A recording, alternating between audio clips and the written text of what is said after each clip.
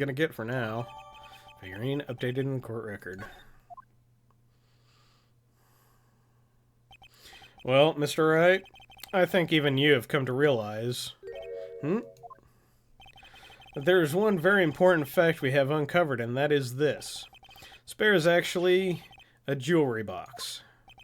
Now that we have agreed to this point, there is only one logical question that can come next, and that is this. What is inside this box? What's inside? That's right. That's what we are going to find out next. Witness. Yes? You're the only one who can open this. Please. Nice, bud. There's painful silence hanging over the courtroom. All eyes are on Miss Andrews now. She solves the puzzle and takes the bear apart. Click. I've opened it. Is this what you wanted? What is that? It looks like a note. I don't think we need to guess at what that is, do we, Mr. Wright? It's the suicide note. The suicide note? Suicide note left by Juan Corrida's former manager, Celeste Impacts. Yeah, you get it pretty early. What's in the fucking box? Well, step one, you cut a hole in the box. Until now, no one knew of its whereabouts, but just as we had suspected, it was hidden. Hidden by the victim, Juan Corrida himself. Seems Celeste Impacts had very beautiful handwriting, and she just as beautifully signed her own name on this document. This is most definitely the note she left right before she committed suicide. Order! Witness, do you know about this? Yes, I did. I heard all about it from Juan. When I discovered his body, I looked for the bear. I wanted to destroy the note before it became public, but I couldn't find it anywhere. Because it had already been taken by the killer. Everything is going at Mr. Edgeworth's pace. So now that the suicide note has been found, what's the next logical question? What is written on the note? That's right. At least that's what I would think. No, but I've seen that scene. Mostly because I saw the Xbox One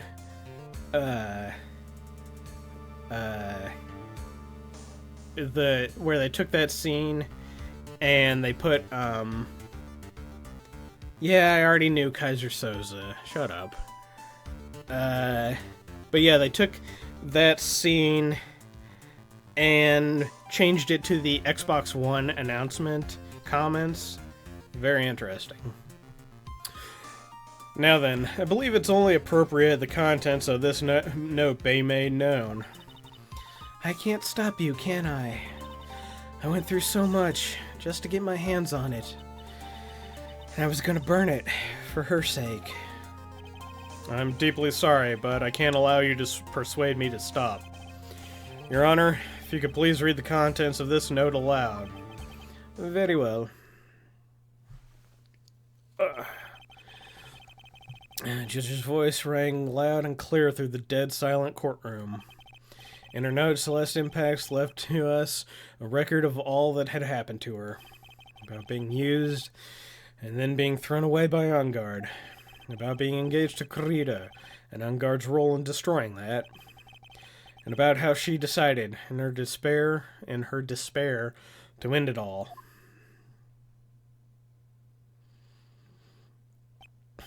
And that's all Miss Impacts had to say. I am vengeance, I am the night, I am Batman. Okay. There's one thing I would like to say here. Prosecution has no interest in slandering Mr. Ungard. Then what?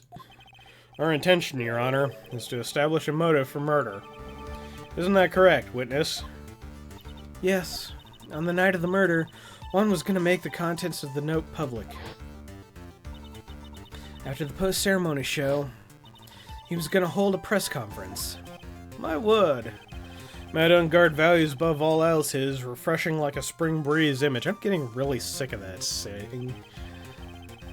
It doesn't make any sense. Which is why he had to stop this note from being made public. At any cost. Slash the suicide note, add it to the court record.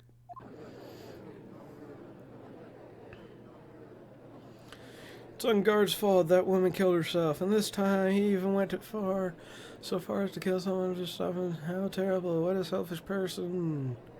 I guess there are slimeball lawyers out there who will defend these creeps too. There's no margin for doubt here. Mr. DeKiller's client's goal was to obtain this suicide note. And the only person who needed the note that badly is the defendant. Let's not forget that the bear with the note inside was found at the defendant's house. It seems that we have come to the truth at last. The defendant's motives were entirely selfish. He deserves no sympathy from anyone. How am I supposed to escape from this one? Why the hesitation, Phoenix? Gumshoe hasn't called yet, so you know what you must do. I know. I have to carry on and buy him some more time. Okay, there are two deadly pieces of evidence. The figurine and the suicide note. Maybe somehow I can find a way out of this situation through one of those? The gavel is already in the judge's hands. Phoenix, hurry! Suicide note of the figurine. Which one of these should I pursue?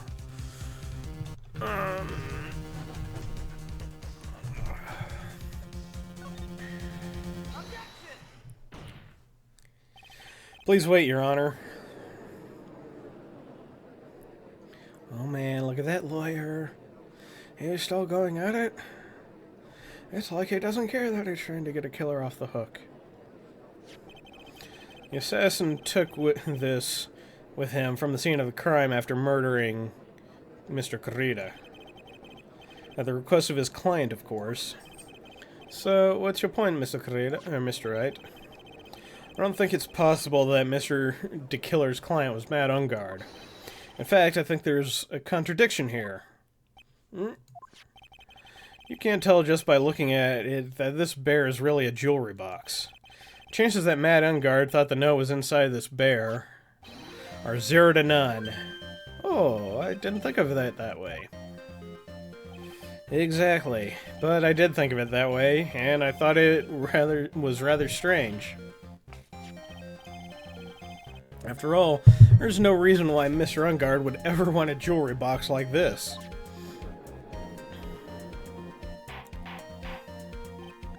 Order! Order! Order! Vaughn plays a game that I know he's already played. I'll whisper the twist in his ear. Yeah, you do that. Miss Edgeworth, what is your opinion? It's just a flash, but I think I did it rather well on this one. Unfortunately, I think he believes differently. I believe a show of appreciation is in order. Huh? The defense seems to be in love with wishing more despair upon itself. I would like to direct the court's attention to this. What is that? It is a very small video camera, Your Honor. This type of camera is commonly used as a means of spying. Spying? What the... I thought that spy camera was in my possession. Mad Ungard and the victim both thought of the other as their biggest rival. They even went so far as to use this type of item to find each other's weakness. And... the victim, Juan Corrida, was being spied on. His personal life was being watched by none other than Matt Ungard.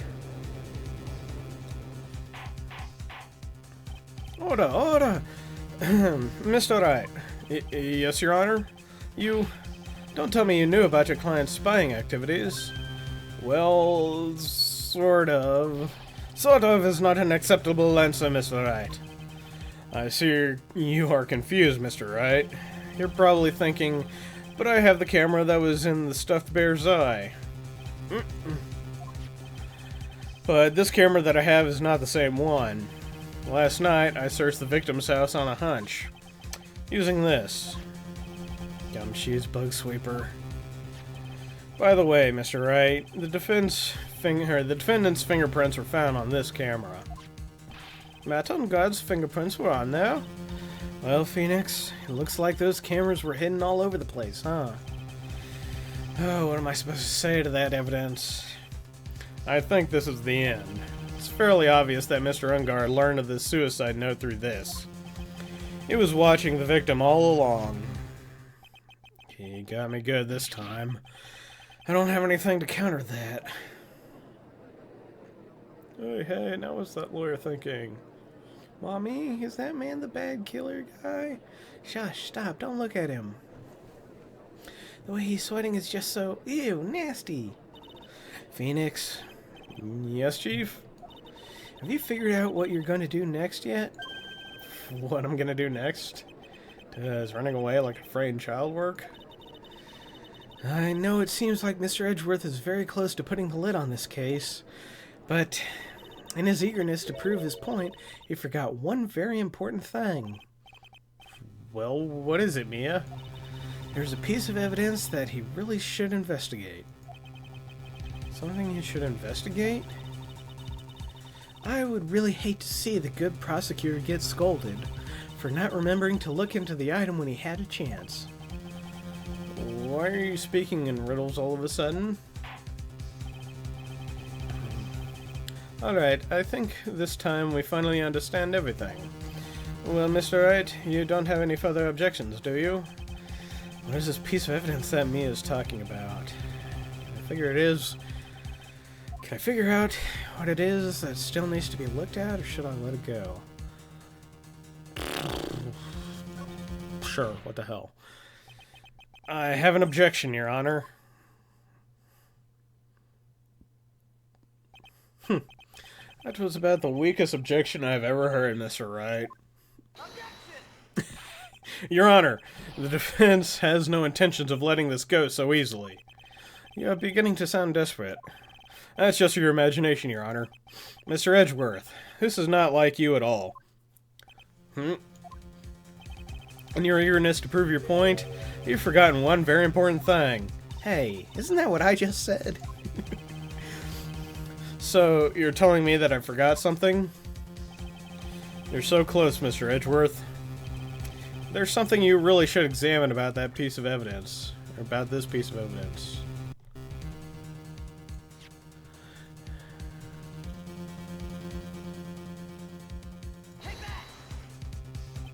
That is Miss Impact's suicide note, right? Who knows? I mean, sure, this suicide note was found inside this bear, but this bear was in my possession until a few moments ago. Which means the handwriting on this suicide note has yet to be analyzed. Oh, so, as to whether this pivotal piece of evidence was really written by Miss Impacts or not, has yet to even be even remotely confirmed. Mr. Wright, you can't seriously be suggesting... Mr. Wright, are you saying this suicide note is a fake? Miss Andrews, you were the one who tried to pin the murder on Edgeworth, or Mr. Unguard. Who's to say you didn't create a fake suicide note and put it into this bear? How dare you? Your Honor, the defense is indiscriminately accusing the witness again. There is no evidence linking the witness to the suicide note whatsoever. But if this is a fake, then the witness is the only person who could have made it. What? Recall the witness's testimony concerning this figurine. The only person other than the victim who could solve the puzzle is the witness herself. Miss Andrews, you wrote this note, didn't you? You wrote it so you could use it to frame Matt Unguard. I did no such thing. Right. If you're going to pronounce this suicide note a fake, then show this court some evidence to support your theory. Mr. Edgeworth, you were the one who presented this scrap of paper as evidence. That means the burden of proof lies with you, the prosecution. That's enough. Mr. Edgeworth, can you confirm the handwriting on this suicide note? It is as the defense stated, the handwriting has yet to be analyzed. If that's the case, it seems that yet again we have reached a point where a verdict is impossible. That's impossible! This isn't good, Phoenix. The judge is gonna carry this trial over one more day. I don't think Maya will physically be able to make it another day. It's only been 2 days, and she's already starving to death? I didn't want to have to do this, but I don't have a choice.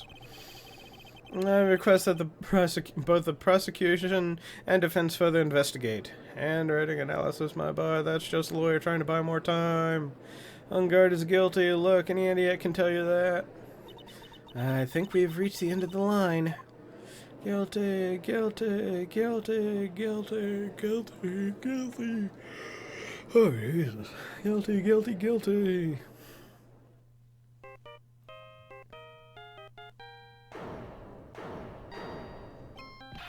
What is that sound? It's Gumshoe. Beep. Hello, Gumshoe? What is with him? And what's with that sigh? Where's Maya? What happened to the killer? He got away. What? I'm sorry, pal. I really am. I don't know what to say besides I'm sorry. I wish there was some way to make it up to you. I really do. Anyway, what's going on? We found his hideout, pal, but the 2 of them were already gone. This is terrible. I'm gonna keep looking for them, pal. Don't you worry, I just need a little more time. But don't tell me we don't have any more. Guilty, guilty. Guilty, guilty, guilty. Guilty, guilty, guilty. Do you hear that? They're calling for his head. Mr. Wright, I can't... For us to come this far and...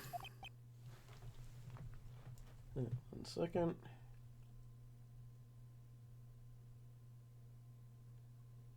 Okay.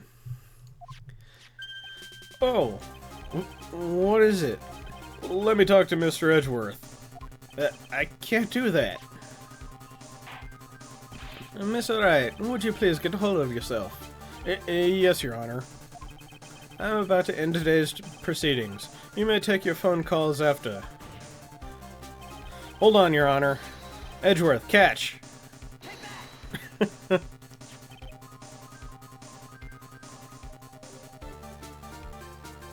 That was a really lame effect just then. The phone spinning and...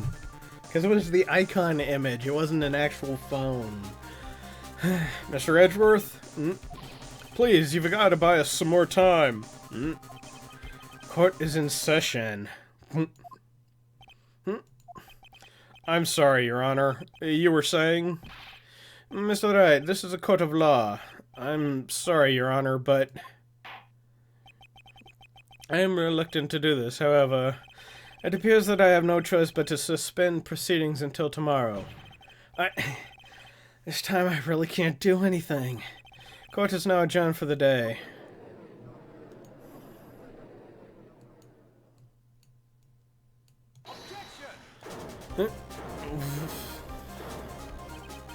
Please wait, Your Honor. Edgeworth? What is it, Mr. Edgeworth? I humbly request another 30 minutes of Your Honor's time. For what purpose? We can perform the necessary tests on this piece of evidence in that time. But can you really obtain your results in 30 minutes? I believe we can, Your Honor. But wouldn't it be better if we adjourn for today and then reconvene tomorrow? 30 minutes. Please, Your Honor. That's all I'm asking for.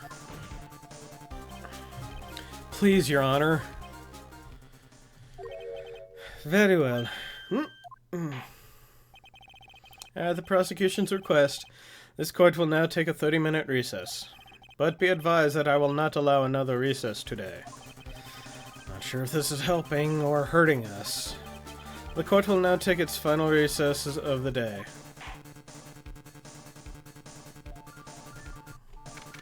March 23rd, 2:04 p.m. District Court, Defendant Lobby number 3. Right, well, what's going on with Maya's situation? The killer. It looks like he got away again. 30 minutes? We can't find her in that time. Meet. Report. Is that Mr. Edgeworth? We don't have time, just spit it out. Right. It looks like we just missed them, sir. But the killer left a few things behind by accident and is rushed to get away. A few things? Can we use any of them as evidence? Oh, I thought you'd ask, pal. I've got the things he left with me right now, and I'm on my way over. Really? That's odd. Any items like that are usually sent to the crime lab first. We don't have time to wait for those guys, sir. When those guys weren't looking, I swiped the stuff and ran. What? Well, I'm not a detective anymore, so I had to. I'm really sorry, sir, but I've got to put the law on hold for now. Sounds bad. Hope he doesn't get into too much trouble over this. My hunk of junk car, I'd say I'll be there in about 20 minutes, sir. Don't worry, I'll be there. Wait for me. Alright, just get here in one piece. I'm on a mission and no one can stop me now, sir. Don't stop me now. Okay. No one. I'm pulling out all the stops and running right at every red light. Items left by the murderer, huh? Maybe there's something among them that will be decisive enough to end this. The fuck?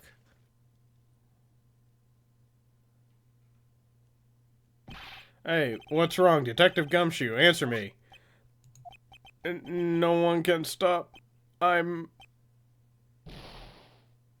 Oh no. He crashed, didn't he? What happened? It sounded like he had an accident. I'm guessing his cell phone broke as well. What was he thinking? We've got to hurry and call for help. But we have no idea where he is. Cell phone is broken, and he wasn't driving a patrol car, so no radio either. Also, if we don't get to those items before they do, police will take possession of them. No, we can't let this happen. Well, if there's any way we can find out where he is, then we stand a chance. Why? Oh, why did Gumshoe have to get into an accident now? Is there any way to find out exactly where he is at this moment?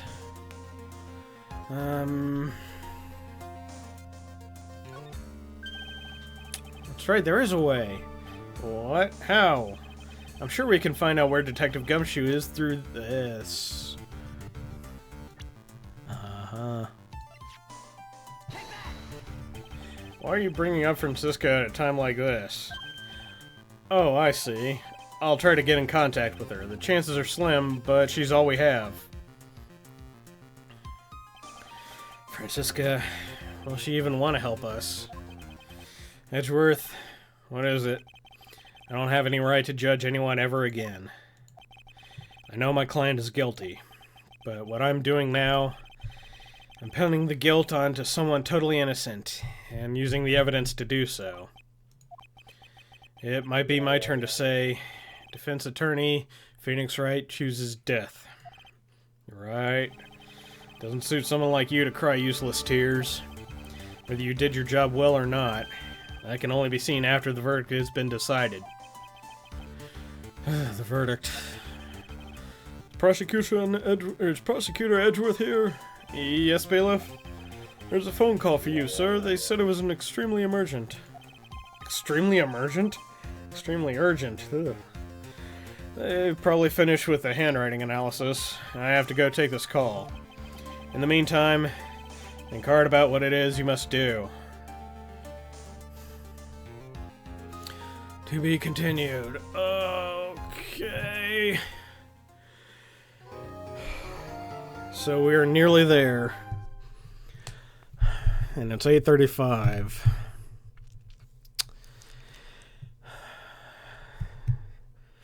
I want to get this done tonight. Because I'm on the edge of my seats. I can't remember how I know what happens in the last bits, and I kind of sort of know what I need to do, put him on the edge of my seat. I gotta admit. So I'm gonna continue on this after a short break. Be right back.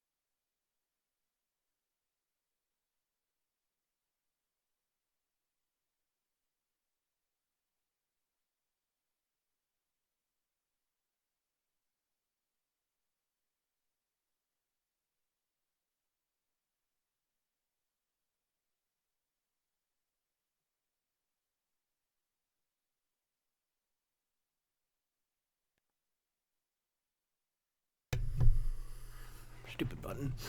Okay, Red's on my side of the stream. Am I? I was trying to do the family trip tropes. I don't get it. Anyway, let us continue with hopefully the last bit.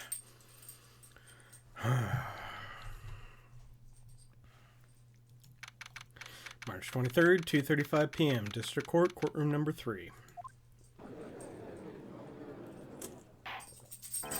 Court will now reconvene.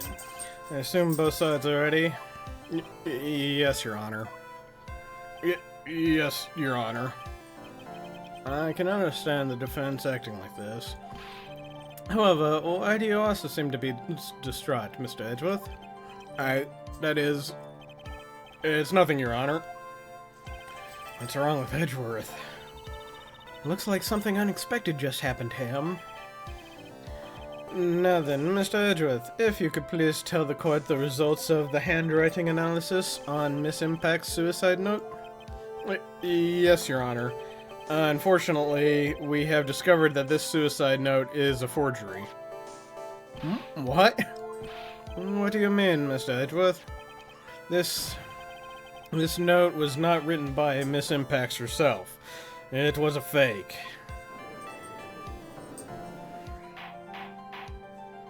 Order, order, order!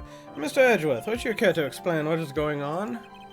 If this was not written by Miss Impacts, then who wrote it? We would need more time to do a more detailed analysis. However, it appears that the handwriting matches that of the victim, Mr. Juan Crida. Wait, Mr. Crida? Well, looks like Miss Impacts never left a suicide note after all. She never wrote anything about Ungard. However, Your Honor, even though this suicide note is indeed a fake, Mr. Ungard could not have known that, and so the facts remain unchanged. Acting under the assumption that it was real, he had plotted to possess it. That does sound very plausible. His theory that Ungard had no idea that the suicide note was a fake. Something seems a little wrong with it. Defense believes that the theory the prosecution has stated contradicts testimony.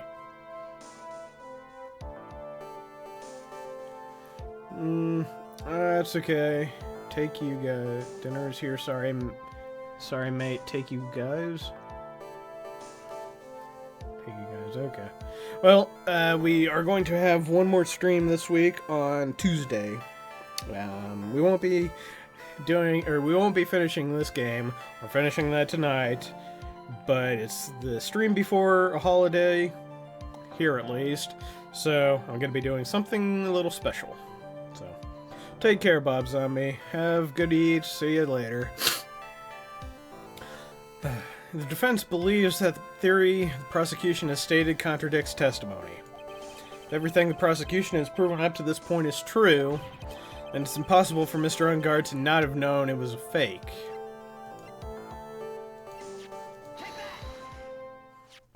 What is this little item called again? A video camera, Your Honor. Well, a very small one, but... Oh, that's right. A camera. Oh, you kids and your fancy toys nowadays. Mr. Edgeworth, earlier you claimed that Mr. Ungard knew of the existence of this note because he was spying on the victim, isn't that right? If that were true, then this means Mr. Ungard would have known that the victim had forged the note. So then, the defendant knew the suicide note was a fake. And if that's true, then the situation has suddenly changed in a very dramatic way. Exactly, Your Honor. Prosecution's theory as to what Mr. Ungard's motive for murder was has suddenly disappeared into thin air. But, Your Honor, it's not as if Mr. Ungard monitored Mr. Crida 24 hours a day. Perhaps the victim wrote the note in a place Mr. Ungard didn't know about. Well, right back at you, Mr. Edgeworth. Why don't you show us some proof that the victim made the forgery at an unknown place?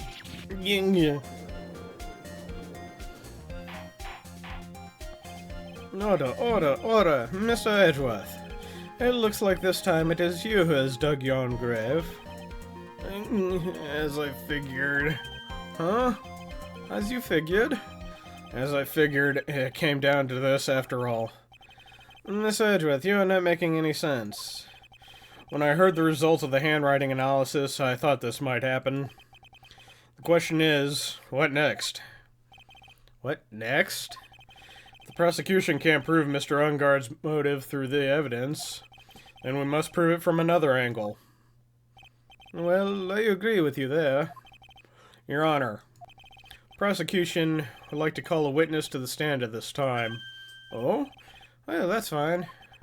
However, this witness is a little unusual. Edward's stuttering. This is not like him at all. Unusual? Well, what sort of witness is this person, Mr. Edgeworth? This witness is one who is perfectly fit to answer once and for all the question of who was it that hired Shelley the Killer to commit murder. That's impossible. That's not true. That's impossible. Who in the... No such person exists who can answer that question with such certainty. Yes, Mr. Edgeworth. Who is this witness? It's... Yes, go on. Who is it? The man himself. Mr. Shelley the Killer. Oh, Mr. the Killer. What? Shelley the Killer? You mean the killer? I mean the assassin? Yes, Your Honor. He's coming here, to the witness stand. Well, yes, in a matter of speaking. I recognize that this is a very unusual circumstance, so I ask for your permission. Well, Mr. Wright? Yes? Is this alright with you? Do I have a choice here?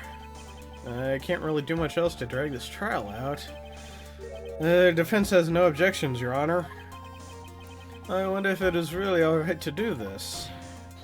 Very well then, the prosecution calls our witness to the stand. Edgeworth, is there no other way left to us?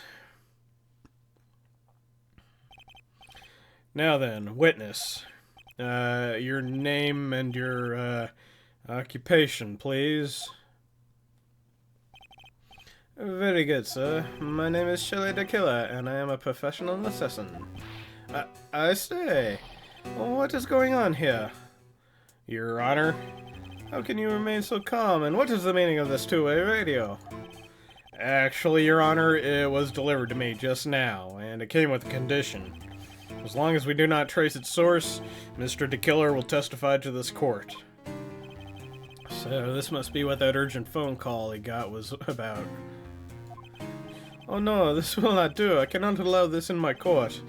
First of all, we can't even be sure that this is really Mr. the Killer himself. Witness, please present some sort of proof that you are in fact Shelley the Killer. I understand. Please wait a second. I'm so hungry. Maya! Maya! A voice. Mr. Wright, can you confirm anything from this? The defense has no objections to this person. We are satisfied that this man is indeed Shelley the Killer. It looks like we have run into yet another unexpected turn of events. Well, it does seem like we have too many choices under these circumstances, so... Now then, witness. There's one thing I would like to confirm before we speak of anything else. And what would that be? At the request of the client, you killed Mr. Juan Crede, is this correct? It is as you say. I did indeed kill Mr. Crede. Now that we have answered that, let's move on to the name of your client. Very well. This is just a bad dream. Yes, as it said, a bad dream. Shelley the Killer, what is going to say about my client? Something I must first state. To an assassin, nothing is more important than the trust between a client and himself. And that is the reason I am here today on this witness stand. It is my wish that you grasp this concept before I give the name of my client. Okay. Mr. the Killer seems to be a very clever man. God. Their two voices are too similar, I'm getting mixed up. Mr. the Killer seems to be a very clever man. I must say he's to be mocking us. Well, he may appear to be our enemy, Your Honor. Mr. Killer is only stating the truth. He is no hypocrite. He has always stood by his one belief. You mean about this trust between his clients and himself thing? It seems to be a level of trust beyond what people like me can comprehend.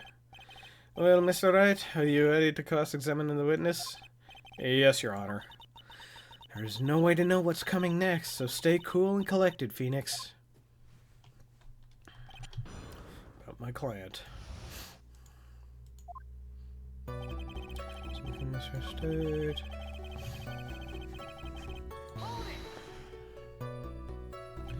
The trust between you and your client? I provide my services in a fast and efficient manner. In exchange, I trust that my clients are discreet about me and my identity. If too many people knew my face, it would be quite troublesome. And that is why you're testifying in this manner? This is the first time one of my clients has ever been accused of murder.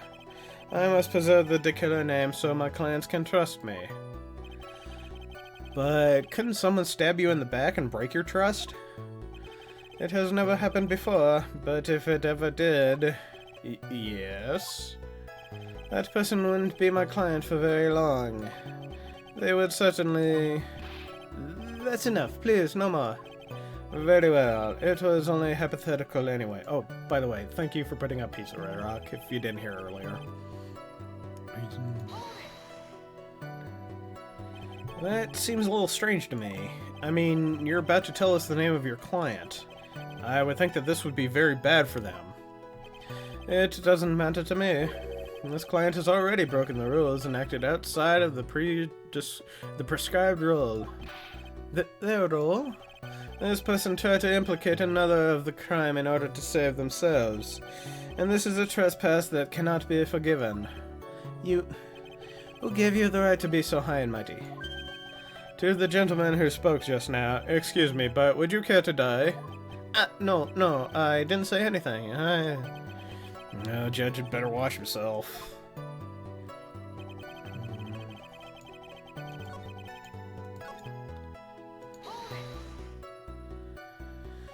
The trust between you and your client. To provide my services in a fast and efficient manner. In exchange, I trust that my clients are discreet about me and my identity. These are the roles and duties an assassin and his clients are to carry out. I'm sorry, but I was wondering about something you just said. You said that your client had already broken the rules. A person who frames another is the worst kind of human. And that's why you feel you can betray this person? I have no trust relation with a client who can't understand the assigned role. Just my luck. An assassin with a conscience. Who would have figured?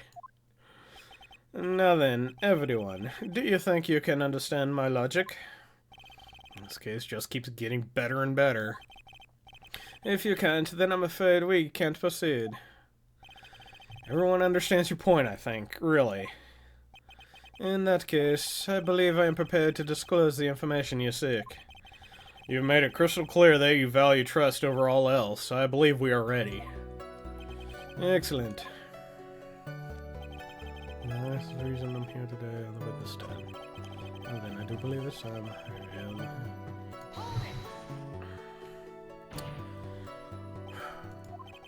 What is it? Now I can't bring myself to ask the client's name. If you can't ask it, Mr. Wright, then I will. Witness. What is the name of your client who requested the murder of Juan Corrida? That person's name is... Adrian Andrews. What? Witness! That's not who you told me it was earlier. Pray tell, what are you talking about, Mr. Prosecutor? I should think I know my own client, and it is Adrian Andrews. What?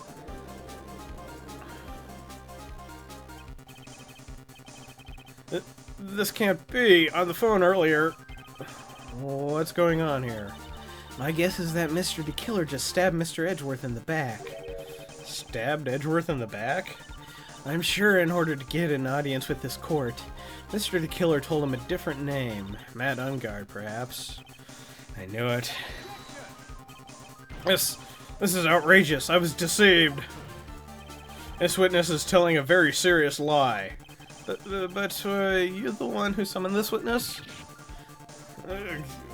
You're Shelley the Killer.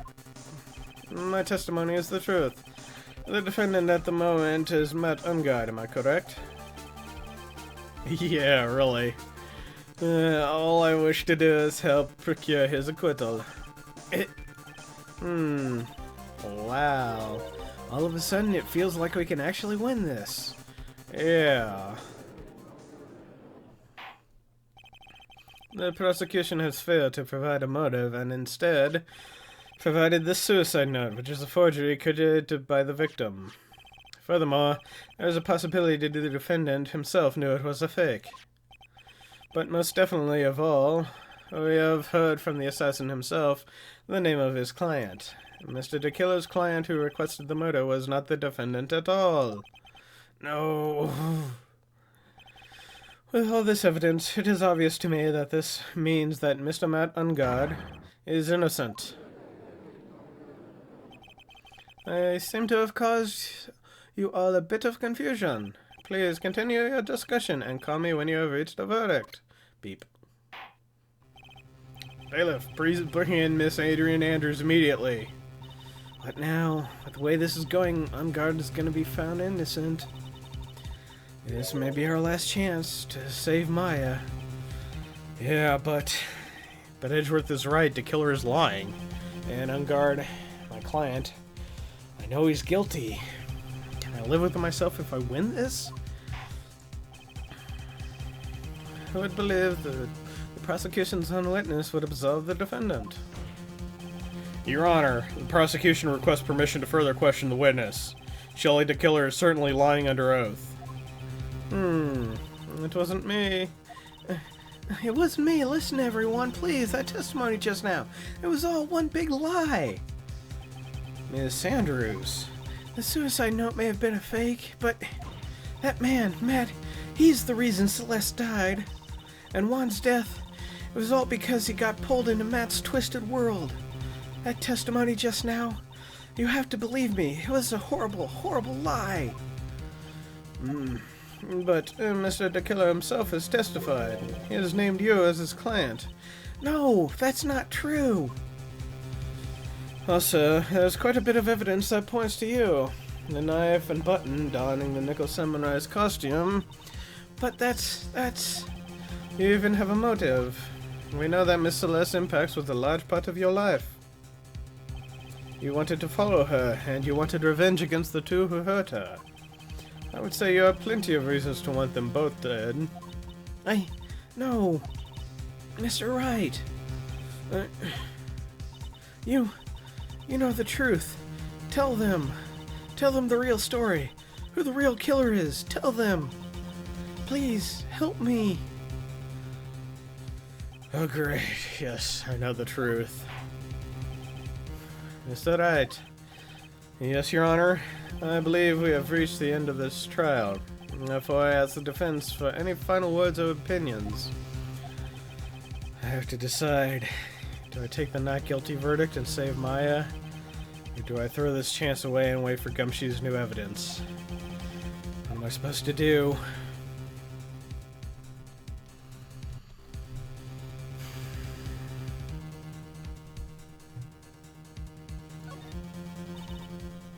Phoenix, I can't do it, Mia. I can't accept a not guilty. You are a lawyer. I know. But Matt Ungard is a killer. A murderer. I can't I can't let him get away with this. I can't let someone else take the fall. If I let Miss Andrews be convicted, then I am no better than on guard. And even though I don't want to admit it, I have to face the fact. It is because of Edgeworth that I now know the real truth. He could have gotten on guard convicted so many times over, but he never took a single one of those chances. If I take this verdict right now, I'd be betraying his trust. His trust? I never thought about it until now. I trust him? Yes, you do. Oh, that made me tear up a little. Mr. Wright, your opinion, please. The defense requests that we be allowed to further question Mr. DeKiller. Yeah, am I hearing you correctly, Mr. Wright? Right. But that witness has cleared your client through his testimony. Your job here is done. I'm not done yet. To see through this witness's lies and find the truth. That is my job, Your Honor. There's still more evidence to look at. And I'm sure that once those pieces arrived here in this very courtroom, a miracle will occur. Very well, the trial will continue. Mr. Edgeworth, please re-establish connection with Mr. DeKiller. Right away, Your Honor.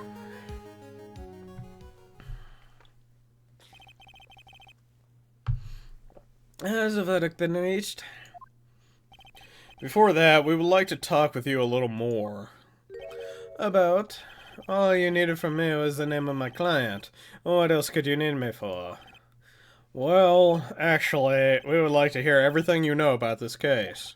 That is how things are, usually done. What is he talking about, usually done? But, what shall we have him testify about now? Mr. DeKiller, if you don't mind, please testify about your client in more detail. You legal people and your procedures. Is it any wonder no one likes to go to court?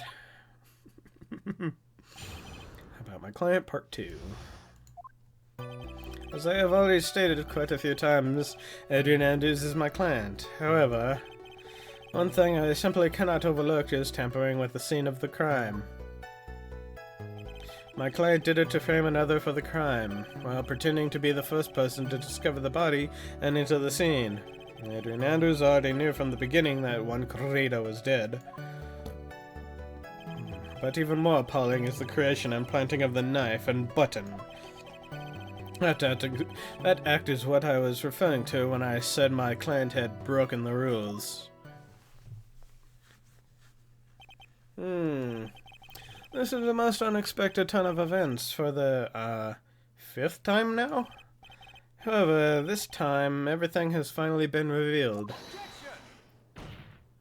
Just a second, Your Honor. Yes, Mr. Edgeworth? We still have the cross-examination to do. But you don't need to question testimony like this, do you, Mr. Wright? Your Honor, the defense will question the witness, as if I have a choice here. Huh? Why? What this witness has said is nothing but beneficial to the defense's case. If you scrutinize their testimony, then I'll expose the lies in that oh-so-beneficial testimony, I suppose. I don't understand what's going on anymore. That makes 2 of us. About my client, part 2.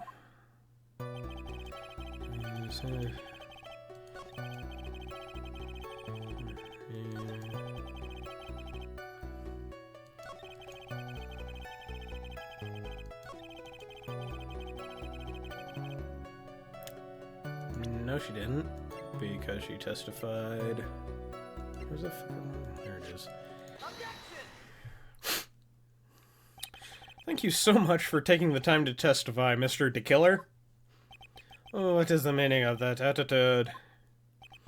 When Adrian Andrews entered the victim's room, your client had no idea that Juan Corrida had been murdered. But how do you know that? From this wine glass, Your Honor. The glass. Mr. DeKiller, suppose... What the... Oh. Hello again, Ozzy. How are you? Come to join us for for this last bit of the trial. Nearly knock over my microphone. You naughty kitty. Yeah, okay. Scratch that butt. Scratch that butt. I'm getting lots of kitty time tonight. I like pop filter. Yep. Okay. I really am not sure if this is picking up on the mic, but oh well. Yes, buddy butt. Oh, kitty. Okay. Mr. DeKiller's supposed client thought Mr. Creed had only fainted, which is why this glass of tomato juice was poured for the victim. But isn't that just a part of Adrian Andrews' calculated plan? That is not possible, Your Honor. This glass bears the fingerprints of that person. Had this been planned, they would never have left their fingerprints behind. I see your point. Mr. Edgeworth, what is your opinion? Strangely enough, I had the exact same thought just now. Witness, how do you explain this strange phenomenon? Isn't it a waste of time to ask about such a minor detail? It's not a very important point anyway, correct? I'm afraid you're mistaken. If Adrian Andrews really is your client as you claim, then your client should have the knowledge of Mr. Creda's death. If not, then that can only mean that Adrian Andrews was never your client at all. How strange. Yes? Why is it that the attorney has yet to raise an objection at this absurd situation? Phoenix, if the killer figures out what we're up to, we're in real trouble. Yeah, I know. Mr. Edgeworth, I'm surprised. You know you can't say things like that without evidence. Sorry. That sounded like an awfully weak objection to me. Anyway, I'm positive there was a contradiction in that testimony. Prosecution requests further testimony concerning when the request was taken. Very well. Right now I have to buy us more time. I'll wait for the items the killer left behind to get here. I just know that the very outcome of this trial lies with those items. Request taking. This request came to me, about a week ago. It was a request from my services on the night of the award ceremony. We met at a certain bar to discuss and finalize a few matters. That is what occurred. I trust my memory, and I believe I have made no mistakes. So you physically met your client, huh? That is correct. Meeting one client is the first step to building trust, in my opinion. I see. Well, Mr. Wright, your cross-examination, please. See what I mean? They both got the same accent. It's very annoying. Quest taking.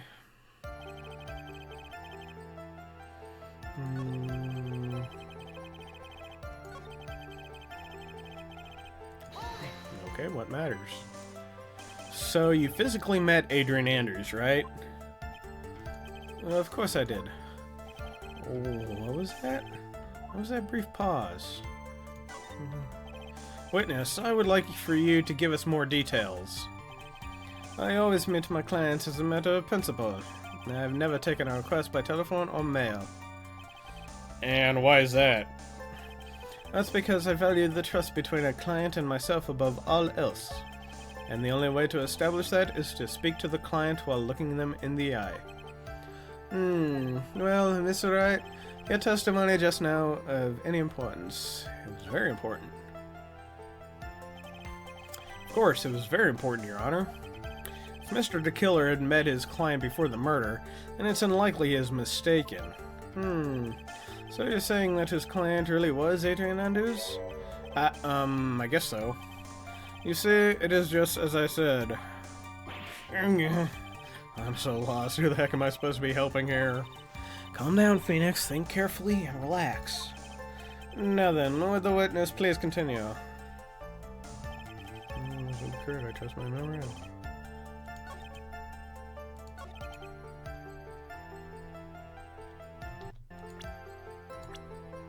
So...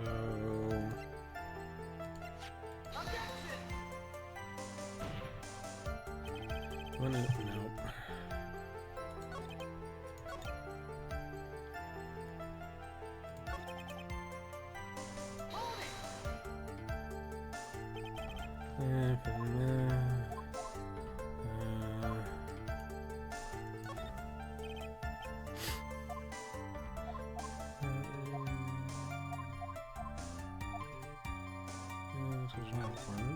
Sure, why not go the other path? Why he meets his clients is not important, and that wasn't the point. Witness, please stop sidestepping my questions. What do you mean by that? My question was, did you really meet Adrian Andrews in person? I have already told you, Mr. Wright, I did. It was only through talking with him It was only talking through him face to face that I began to trust him. He's lying, and there we go. That's what I thought. I can trust this person as a client. It's true what they say about talking face to face. Well, Mr. Wright, was the testimony just now of any importance? It was very important. If I had heard what I think I just heard now, then I think I've got him. Your Honor, I believe the testimony just now was the utmost importance. Huh? Really? If that's the case, witness, please include the statement just now in your testimony. Very well. I can trust this person. Yeah. Now I present this. I would like to go over this one more time. You met Adrian Andrews at a bar and took the request at that time? Yes, that is correct. And that's when you thought he was trustworthy? How many times must I repeat myself? Yes, that is correct. I'm sorry, but that is an impossible tale. What? Shelley the Killer. You have never met the real Adrian Andrews. Why would you say that? Because you made one very big slip-up. About her. So what is the issue? What did you say just now? About her? If you had ever met Adrian Andrews in person, one look would have told you that she is a woman. Whoa. And he exploded. Order in the court. That's alright, what is the meaning of this? This witness testified to the following: that he always meets face to face with his clients when taking their request. But he has never met Adrian Andrews in person. Yes, Your Honor, that is exactly the point. That means Mr. DeKiller's client could not have been Miss Adrian Andrews. Whoa. Okay. Sure, why not? Mr. Edgeworth, I understand your logic on this one. However, why would the assassin make such a basic mistake? I believe it has to do with her name, Your Honor. Her name? Yes, Adrian Andrews is, without a doubt, a very androgynous name. Yes, I see. And luckily for Mr. DeKiller, the entire time he was on the stand, no one had stated Adrian Andrews' gender. And so, he simply picked the wrong gender to go with. What? What is going on? Shelley DeKiller, this court demands an explanation. I think somehow I must have mixed up this client with another. So does that mean you remember something different now? Yes, of course. Please, if you would allow me to testify once more. I know he's just gonna spit out more lies. Very well, but this time please give us the truth and nothing but the truth.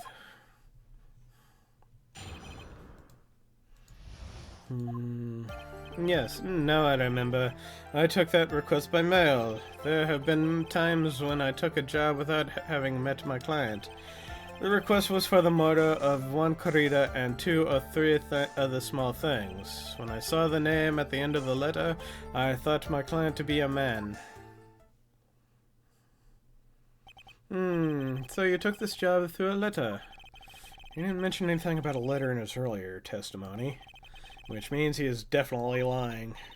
Be careful, Phoenix. If you break the assassin's testimony completely, it's over for us. I know, I can't make him suspicious, but I think we're okay. Like we can do this. As long as he's standing there across from me, no matter how strong of a punch I throw, he'll counter it. Now then, let's begin the cross-examination. Quest taking, part 2. I took that request by mail. Like we said earlier, he never does that. What items? 2 or 3 other things? Yes. And what were these other things? A few other things that have nothing to do with this case. What should I do? Should I let him slide with that? It'd be really bad if I push his buttons the wrong way and he gets mad. Whether or not they're related to this case is for the court to decide. Mr. Attorney. Yes? Everything I have said from the beginning has been nothing but beneficial to your client. Which is why I wonder what is pushing you to continue with this cross-examination. Could it be that you are planning to betray your own client? That's...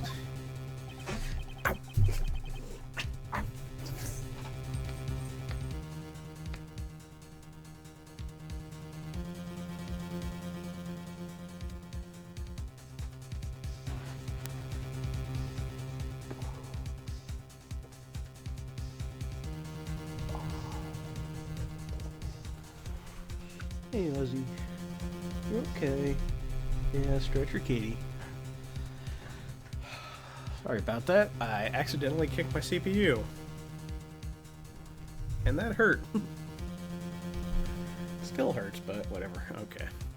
I smell the stench of a backstabber. And should you turn out to be one... wait. Uh-oh. This is looking really bad. I shouldn't press my luck.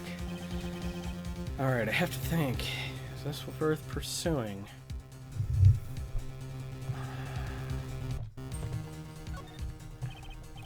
Witness, this is a very important matter. Please cooperate and tell us what these other jobs your client requested were. If it is truly that important, I suppose I don't have much of a choice. The bear figurine. The bear figurine? That's a fuzzy pop filter, yeah. After the assassination of the target, I was to find that figurine. I was told that this job was just as important as the actual killing. And where was that figurine? It was inside Mr. Corrida's suitcase. And then, what did you do next? I handed it over to my client right away.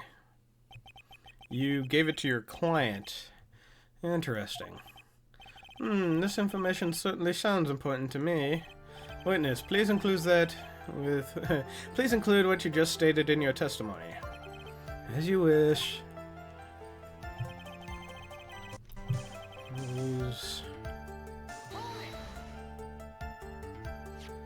I found this figurine at Mr. Ungard's mansion. If you gave it to Miss Andrews, then what was it doing there? I was waiting for her there. That was also part of the plan to find Mr. Ungard, I'm sure. That makes a lot of sense. Well, Mr. Wright, do you have any problems with this piece of testimony? Contradiction. So, the killer says he gave the figurine to Miss Andrews. But I know somewhere in that contradiction, in that statement, there is a contradiction. And yet, I know that if I present something trivial here, he will cut the connection on his end. If you want to make a strong point, Phoenix, you have to present strong evidence. She's right. So what now, Dr. Wright? Witness, let's go over this one more time. You gave Miss Andrews the bear figurine, and she told you to take the bear and wait for her at Ungard Mansion. Is that correct? Yes, so where are you going with this? Well, I think maybe you've remembered a few things incorrectly. What? This is Battle of Wits. I can't let up on him. I don't think it's possible for Miss Andrews to have been the recipient of this bear. Shelley to Killer. If you had really given the bear to Miss Andrews, then this item should not have been inside it. This item? I see where you're going. Yep, that's where I'm going. Where is everyone going? Do I need to pack a suitcase? Your Honor, please think back to Miss Andrews' testimony. And I was gonna burn it, for her sake. If even for a single minute this bear had actually been in Miss Andrews' hands, I'm sure she would have taken the suicide note out and burned it.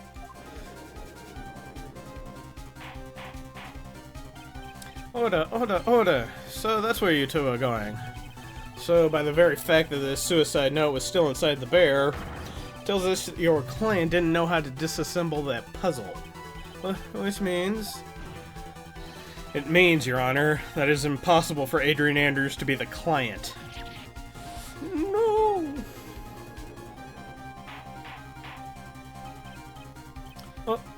Order! Mr. Phoenix Wright. I'm sure I mentioned this before, how I hate traitors above all else. I think your cross-examination has clearly demonstrated something to me. You must wish to break your end of our agreement. No, that's not it. That's enough. If that is your intention, then there is only one thing for me to do. Wait, please.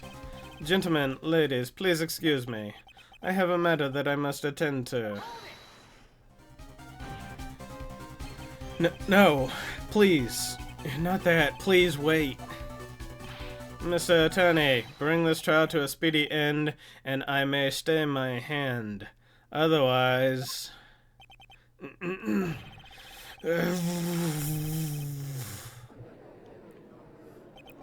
What in the... Mr. Wright, are you... Mr. Ashworth? Yes, Your Honor. I didn't understand the witness's outburst just now. Do you think there is a need to hear more testimony, or is this enough? Well, I should. Edgeworth. We can't do this. If we keep this up, my shall... Prosecution, what is coming over everyone? Even you are. Prosecution rests. What is going on around here? Prosecution has no further questions, Your Honor. What? Well,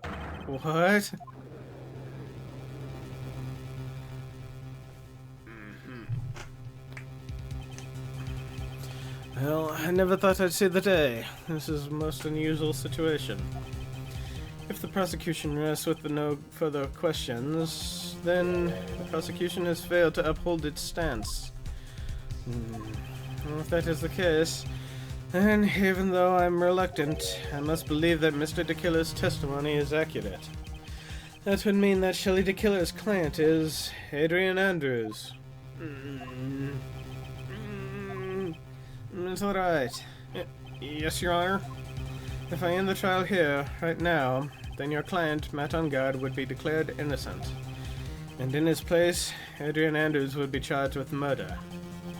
Miss Andrews would be charged with murder? The prosecution has no further questions. So we will now hear the defense's final remarks. Bailiff, please bring the defendant, Matt Ungard, to the stand. The items from DeKiller's hideout didn't make it in time. We tried as hard as we could, but it looks like our time has run out. Can't believe it. The outcome now lies in your hands.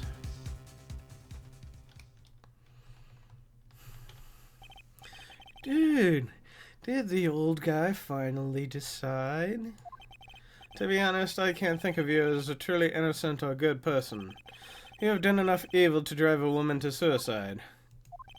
But, at least on the charge of murder, it would appear you are innocent.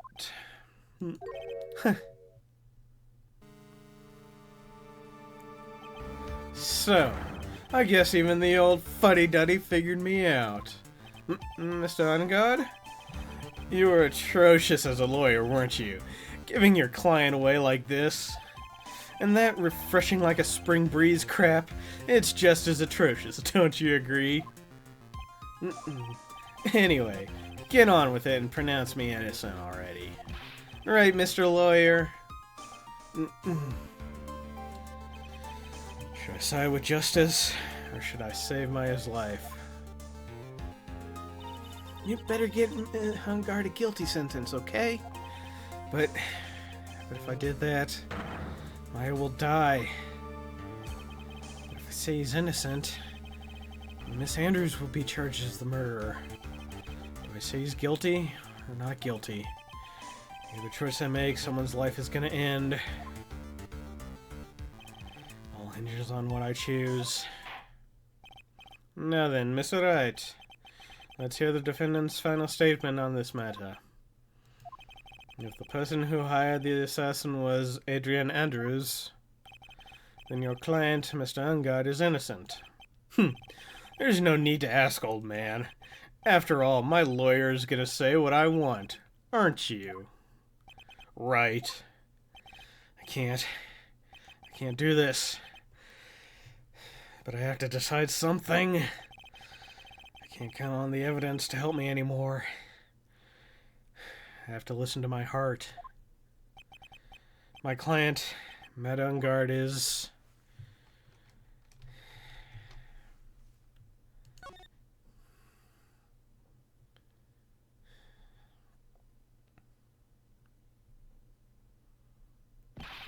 We are waiting for your answer, Mr. Wright.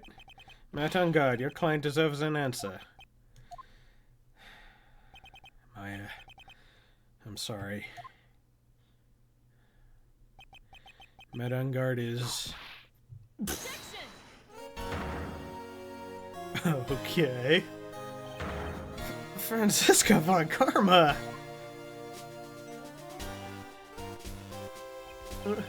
What are you doing? You see now, don't you, Mr. Phoenix Wright? This is exactly why you should never take your eyes off that scruffy fool. Did you bring them the final pieces? Do you have them? You should know better than to ask that, Mr. Miles Edgeworth. Wow, even with him.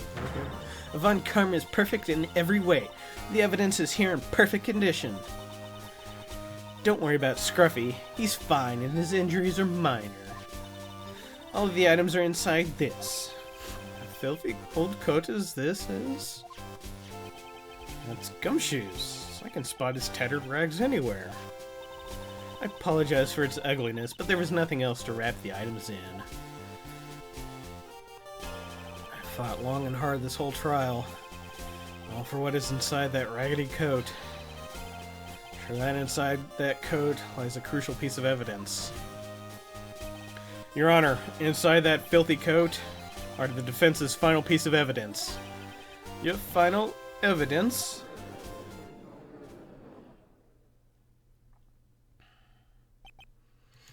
This trial is already over. All that remains is for me to hand down my verdict. I do not believe that any evidence presented now, would change the outcome of this trial. What? Your Honor, it is our duty to examine every piece of evidence, down to the last. I request that Miss Von Karma be allowed to present these pieces of evidence. I suppose you're right, Mr. Edgeworth. I grant permission to do so. However, this one obvious rule applies here. If these items do not bring up any new points, then they will not be accepted by this court. Now, Miss Von Karma, if you please. These pieces of evidence are items left by the killer during his escape from the police. He must have been in quite a rush. Yes, Your Honor. The killer left 3 pieces of evidence. Somewhere among the evidence we're about to see, it will be something that will turn this whole situation around, like a miracle. I'm sure of it. That's all we can hope for. First item is a pistol. That's probably what she got shot with. Does the killer's pistol have anything to do with this case? Sure, what the hell. Does that pistol have any relation to this case? We have yet to perform a ballistic test, so I can't say anything for certain. However, I believe it has something to do with this case, at least to me. That's the pistol he used to shoot you, isn't it? That's what I believe, yes. Oh. I kept the bullet they removed from my shoulder as a sort of memento. I'm sure it will be an excellent sample for the test. So, that's the pistol that was used to shoot Francisca. It's probably not going to help us very much, but add it to the court record. Second piece of evidence is this videotape. I bet the killer took that from Ungard Mansion. Have you checked the contents of that tape? Unfortunately, there was no time to. Oh, yeah. But I would speculate that this tape is very important. Why would you say that? Because he came back to his hideout for it. The killer went back for it? That's right. It looks like he was trying to recover it. He injured three of the officers at the site. But somehow, it looks like they managed to protect him from the killer. Shelley the Killer is no ordinary man. The last piece of evidence is this bellboy's uniform. Is that a uniform from the Gatewater Hotel? Yeah, sure, why not? Was that used during the crime? I'm almost certain it was. Yeah, there's even a pair of black leather gloves in one of the pockets.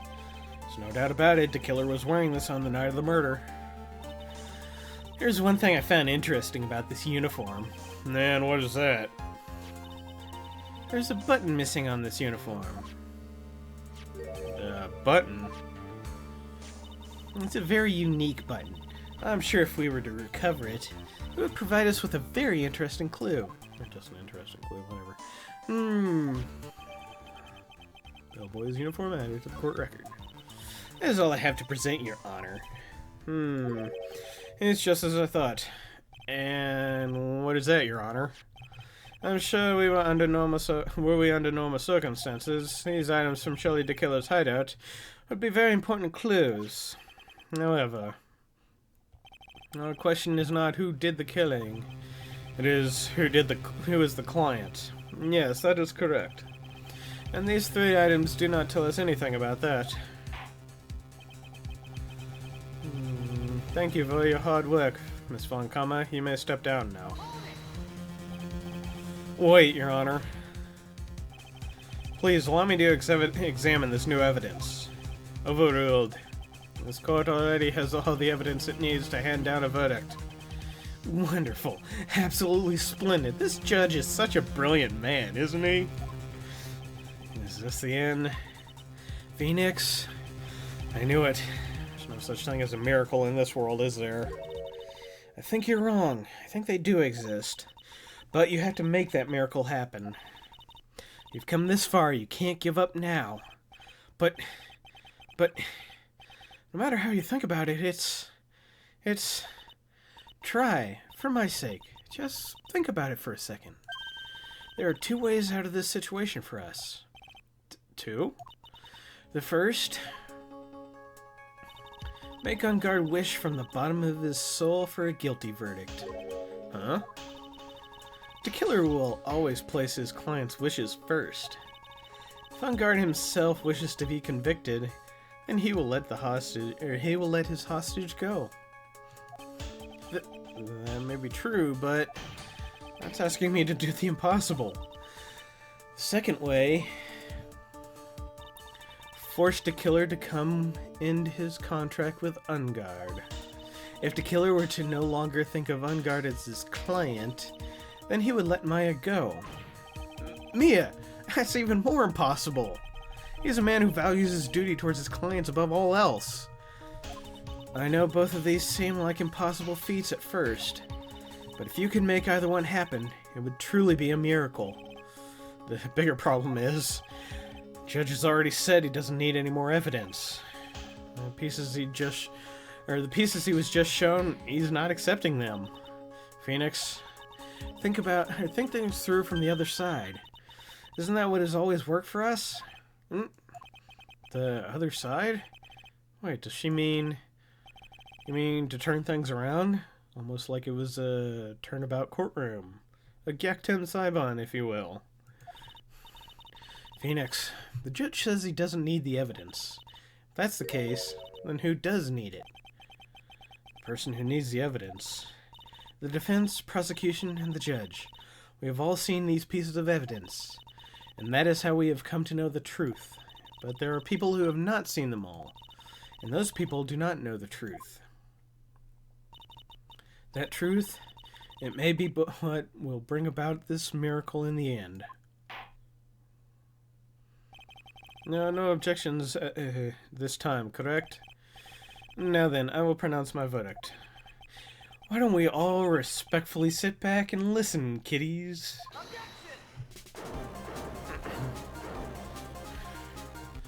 I have already told you, Mr. Wright. This court does not need any more evidence. I am not saying it is us that needs the evidence, Your Honor. Then you want to show this evidence to that person? Yes, Your Honor. Please, Your Honor. Mr. Wright, for you to ask with such passion, I will grant you one chance. One chance. Please show your evidence to who you think is the right person. That's impossible to turn this situation around in one try. One try. That is all I will permit. I have to try to remember everything that has happened up to this point.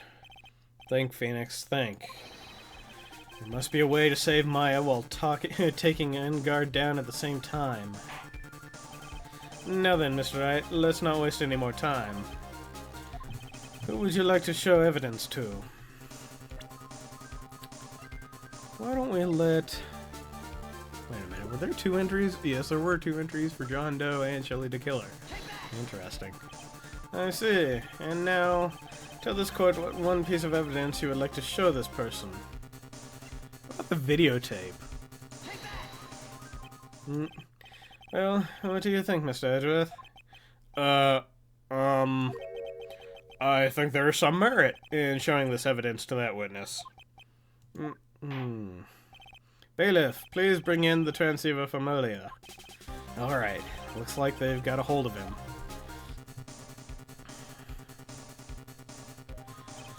Maya, she's okay, right? Didn't I tell you to concern yourself with bringing about a speedy end to this trial? Now, if I understand correctly, you wish to show me one piece of evidence? Yes, one is all I need. I have here a videotape. It was found at your hideout. I heard you injured 3 officers in your attempt to get this back. That was most regrettable. However, it was an order from my client. I was told to protect that videotape. I thought so. I'm afraid I seem to have failed in that regard. Do you know what the contents of this tape, or do you know the contents of this tape? I was sternly told by my client to not watch it, so I have absolutely no idea. Actually, you are on this tape. You, me? There was a video camera hidden at the crime scene. Your actions were being recorded. What? Is that true, Mr. Wright? Who was it that planted a camera? Well, the only person who could have placed a camera at the scene of the crime would be your client, naturally. That was Adrian Andrews. Be quiet and listen, Your Honor. Yes, sir. Your client specified a place and time for you, isn't that right? Yes. That was so they could film you. I had no idea. Mr. Wright, why would my client do such a thing? I would like to know why. Why did Matt Ungard film the crime scene? The reason why he did that is my ticket out of this whole mess. There's only one reason why your client would secretly film the crime scene. They wanted to blackmail you. Your client once told me something very interesting. We were talking about you, and this is what they said. But I'm no weakling. I don't believe anyone, least of all assassins. Oh, come now, Mr. Wright. Assassins aren't above blackmail. Yes, that's where the video comes in. With that, I can keep him at bay, and even blackmail him if I want. Your client didn't trust you at all. They were thinking of using this video to blackmail you. What do you have to say to that, Shelley the Killer?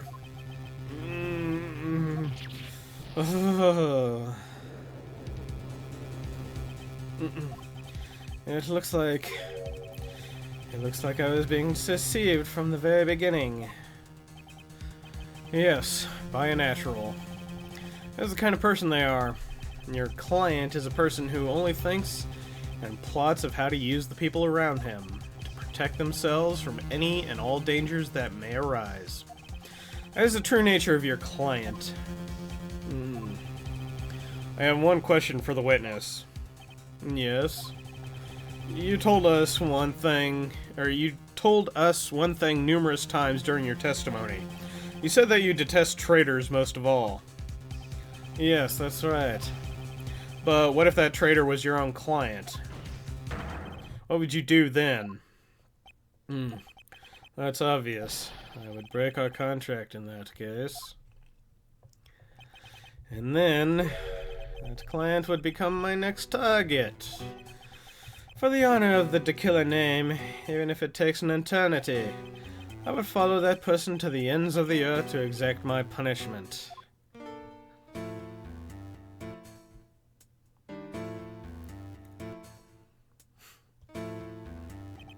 I see.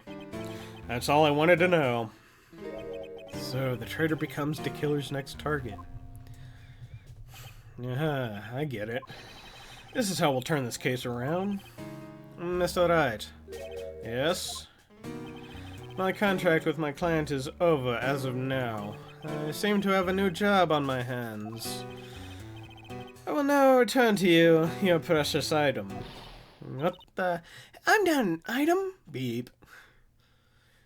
I thought I'd never see you again.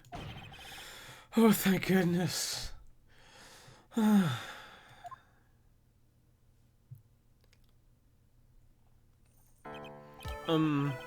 This trial appears to have come to a conclusion. However, I am sort of... I don't quite know what to do. What just happened with the client here? Miss Von Kammer? Where did that... She always has you in her sights. Now, I do believe it's time to finally hand down a verdict.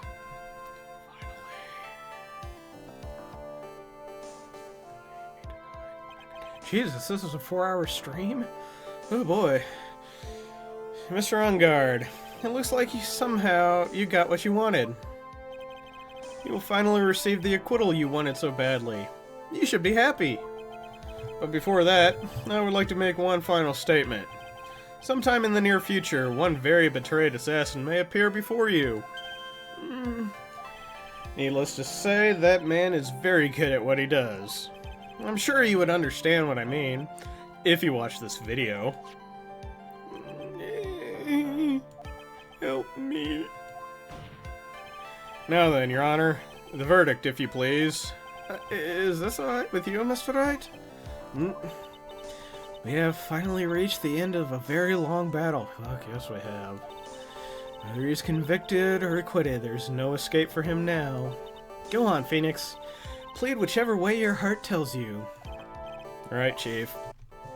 Well, he wanted a not guilty verdict. You know, I think, if anything, we've shown in the past that, you know, he's not guilty. We know who killed Juan Crida. So yeah, he's not guilty of the crime of murder. So, we're gonna vote not guilty. Congratulations, Mr. Matt Ungard. Please make sure to savor every moment of what little time you have left. Your Honor, as always, the defense pleads not guilty. Very well. This court finds the defendant, Matt Ungard. Oh, that... Damn. Please, hey. Oh, what's the matter? If I get a not guilty, I'll be killed. I'm...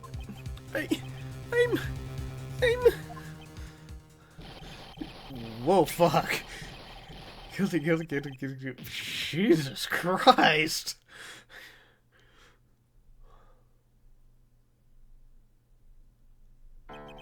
As always, it looks like we have uncovered the real truth. We remember you helping out much in this. Miss Edgeworth, how is Matt Ungard? I've left Miss Von Karma in charge of his incarceration. I'm sure he's getting a full-course meal of whip leather right about now. Very good. That was a close one, wasn't it, witness? Yes, I plan to pay my debt to society for my own crime, Your Honor. This trial was the first time I had stood on the witness stand, and when I did, I really felt hopeless. She must be talking about the time Edgeworth really went after her. Guess she's trying to forgive him for what he did. This witness, how should I put this? She has an illness. If you're gonna say you would choose death, that is no concern to me. But after that, when I was alone at the detention center, that's the first time I really saw myself and who I am. And today, when the two of you used your combined strength to convict Matt, I felt like it had finally been saved. Wow, this is the first time I've ever seen her smile. I am really happy that you two were in charge of this case. I really don't know how to express how I feel at this moment. She has an illness, and the only... Shut up, Red Rock. This is the first time I felt comfortable with myself, with who I am. Thank you so much, everyone.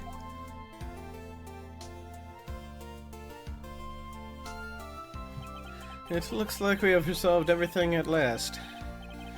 As for myself, there are still a few things I'm confused about. But everyone seems to be in good spirits, and that is good enough for me. That is all. This court is adjourned. Oh, finally. March 23rd, 5:14 p.m. District Court, Defendant Lobby Number 3. Yeah. You were great out there, Phoenix. What I did out there was right, wasn't it? This is the first time you've not gotten your client off. Whoa, phrasing, Mia. You got them a guilty verdict this time, but you have to look past all of that to what's really important. You now realize that there's something more than just getting a not guilty, right? Yes, I understand now. Phoenix, think back for a second. Think to the moment before Miss Von Karma arrived with the final pieces of evidence. Think about the incredible decision you had to make. Now then, Mr. Wright, let's hear the defense's final statement on this matter. I can't count on the evidence to help me anymore. I have to listen to my heart. Should I side with justice? Or should I save Maya's life? My client, Matt Ungard, is he guilty or is he not guilty? Those were your choices then, and your answer. Your answer spoke to what being a lawyer means to you. Right. Edgeworth. I have good news. Maya is now safe in police custody. Really?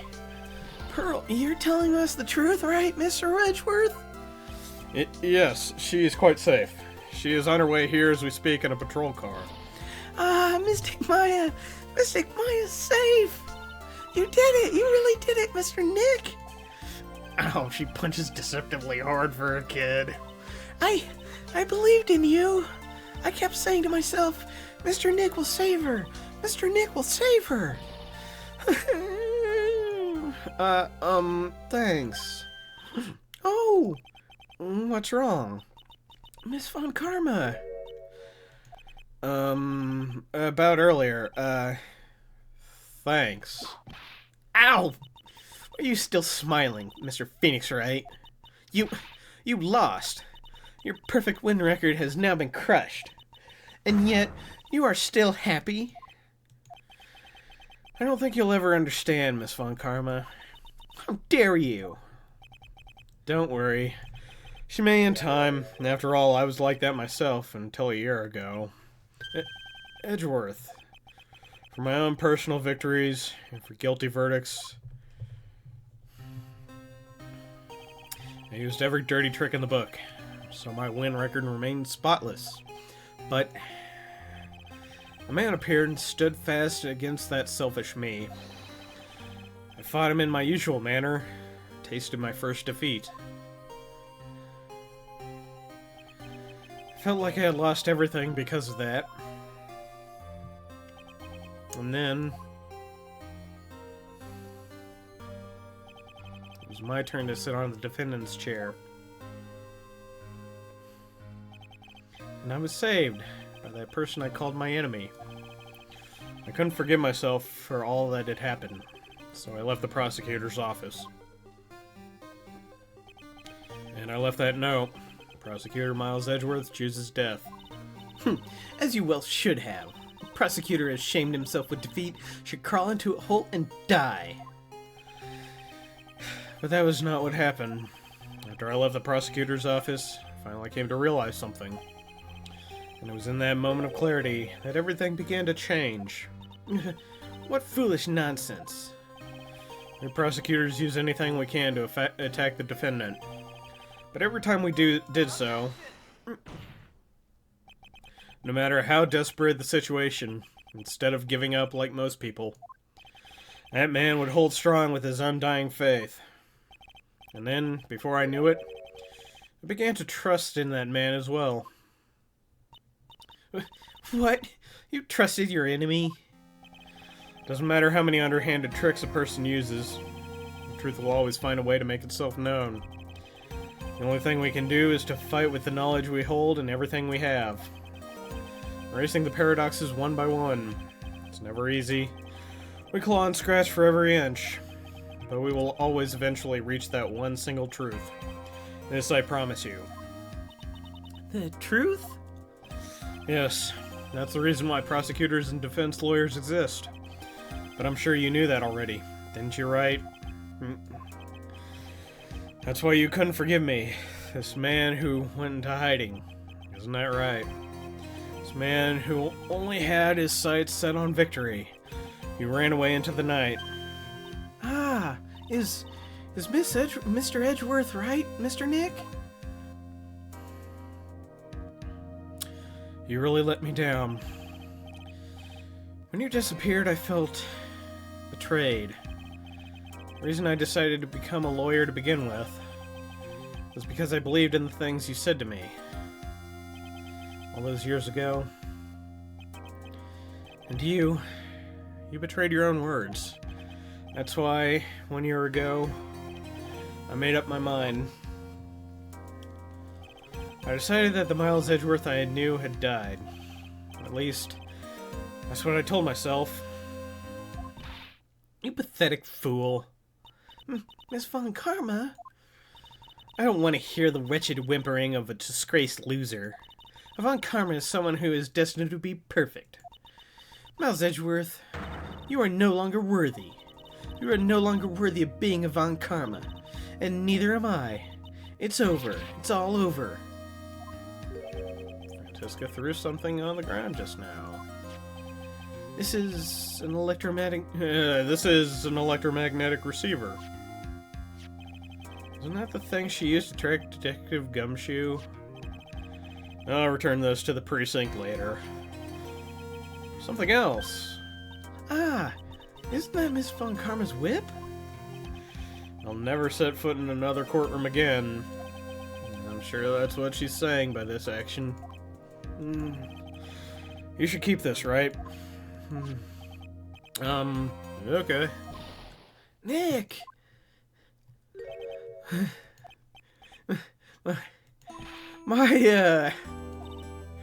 Mystic Maya! Mystic Maya! Oh, that's so sweet. Runs back together.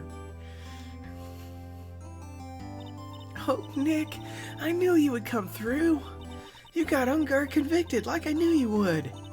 And on top of that, you even rescued me. Well, of course I did. You know I would never desert you. But we sure pressed our luck this trial. You're really lucky to be standing here. Whatever. Look, it's over, okay? Besides, if I did croak, I would just come back and haunt you like a bad ghost through Pearly. Is it really that easy to do something like that? Thanks a lot, Nick. Don't mention it. Oh, Mr. Edgeworth. I'm relieved you're alright. Hey, looks like you've made some real progress, Mr. Edgeworth. Well, I suppose I'm a little different from who I was a year ago.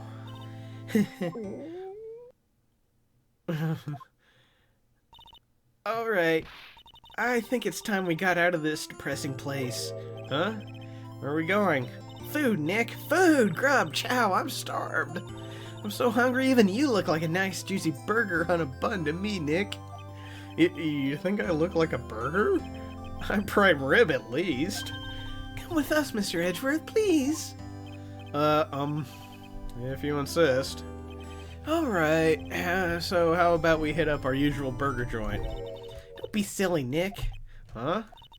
This case messed up that awesome evening and got in the way of my gourmet food. So I've decided that we have to make it up by having another feast. Another feast? Come on, Nick. Food!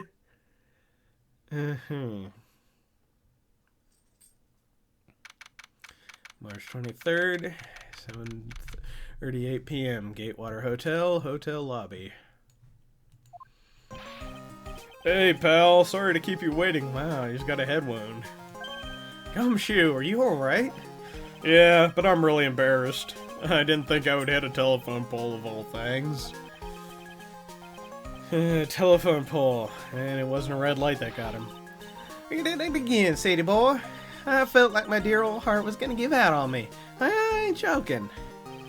Yeah, it was more exciting than the very last episode of Steel Samurai. Thanks. Now looky here, mister. Now looky here, Mr. Snooty Prosecutor. Don't you reckon you bullied Mr. I too hard? If you don't start being a lot nicer to him, he might just kick it. Tonight, even. I'll keep that in mind. Well, come on now. Everyone gather round. Y'all are gonna get your picture taken by a genuine professional photographer. Looks like Lotta bought herself a new camera. Well, pal, at least we can put this messy case behind us now. Come on, tonight's all about eating, so let's go chow down, pal. Amen to that, pal. Amen. You know, when you think about it, you were the one who saved the day, Detective. Huh? Me? You really think so? He's right. If it wasn't for the 3 items you took, I think this trial would have had a very different ending. Oh, well, you know, it's... Huh? Wait. That's odd. When I ran off with the things from DeKiller's hideout, I was sure I took 4 things total, sir. What? 4? Yeah, I'm sure I put one of the items in my coat pocket. Okay,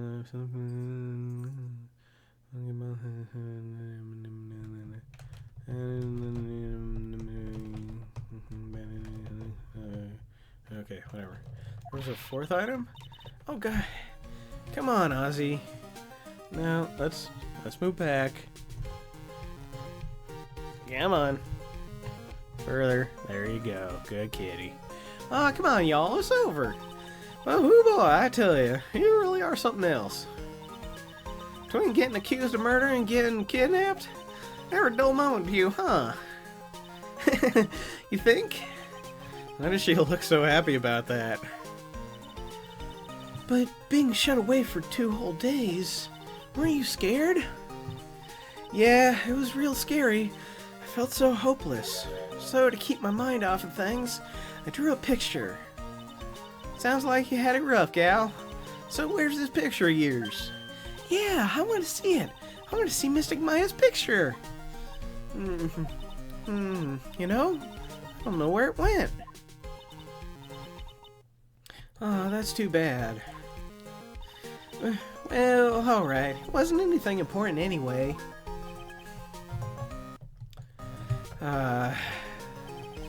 Sure is nice to finally see them both smiling again. Beep, beep, beep, beep, beep, beep. Beep, beep. What is it, Edgeworth? This thing is picking something up.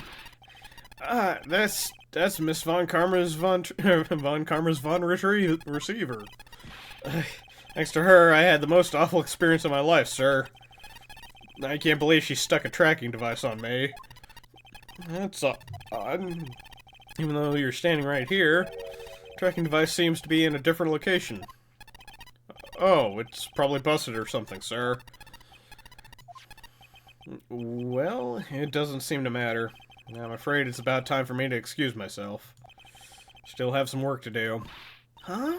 But Mr. Edgeworth, you haven't even eaten anything yet. And you've eaten way too much, you glutton. I had fun tonight. Now, if you'll excuse me. Wait. What? I just want to say, thanks, Edgeworth. You really saved me out there. Ow. If anyone should be saying thanks, it should be me, right? I feel like words alone aren't enough here. I wonder if we should both rip it out and, you know, give everyone a Dutch rudder. You know what? Let's get the whipped. What's this? Thank you. It's all thanks to you two. You and her. You don't need to thank me. I was only doing my job. It looks like Mr. Edgeworth has left, Mr. Nick. Hey, Mystic Maya! Yes, Pearly? I guess you two can go back to being lovey-dovey, right? You and Mr. Nick, I mean. Pearly! Would you cut it out already? You're embarrassing me! Anyway, so who's paying for this lovely dinner party? As if you need to ask. Everyone say thank you to Nick. Yeah, I'm kind of at the point where I can't even buy instant noodles, pal. So I kind of already put your name on the bill. Huh? Yeah, I got me a situation just like that myself. There's this camera shop in this hotel, see? And I just bought myself this good old beauty here. It better be anyhow for $3,000. Actually, I reckon you bought it for me since it's on your tab and all. Isn't this great, Mr. Nick? Yeah, Nick. Why do I suddenly feel like screaming? You don't need to hold it back now, you hear? Yeah, pal, time to let it all out.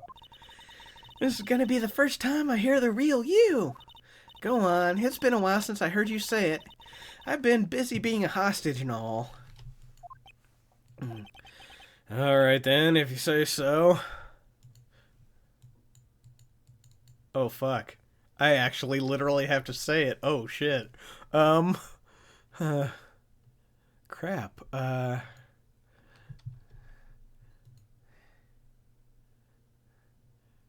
Oh, I was not expecting this. No, not background input. Damn it. Come on. Firmware, sound settings, frame skip, control config, hotkey config, microphone. What button should I do? V. Okay, actually no. M for microphone. Okay. Objection! I don't think it's broken. I just have to press Y. Control config. Oh, for fuck's sake.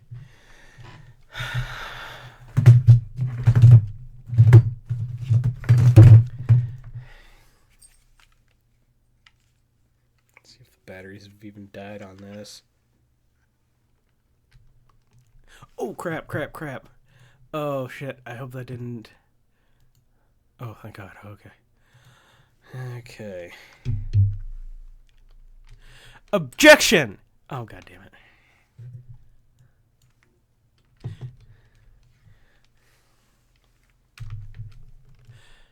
Objection! Come on. Use internal noise sample. Use microphone sample. Use physical microphone. Not suitable for NAS. Okay, let's see if we can do this now. Objection! Oh, come on. Objection! Ah, you fucker. Objection! Come on.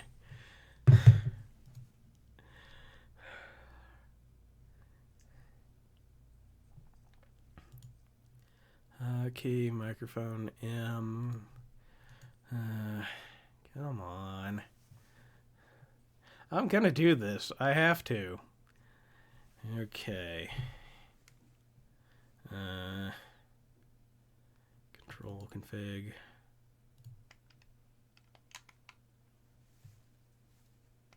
Shit. That's right. Okay. 1 second. Shut that down. Start it back up again. Load the file. Okay, let's see if we can do this again. Objection! Objection! Oh, come on. There we go.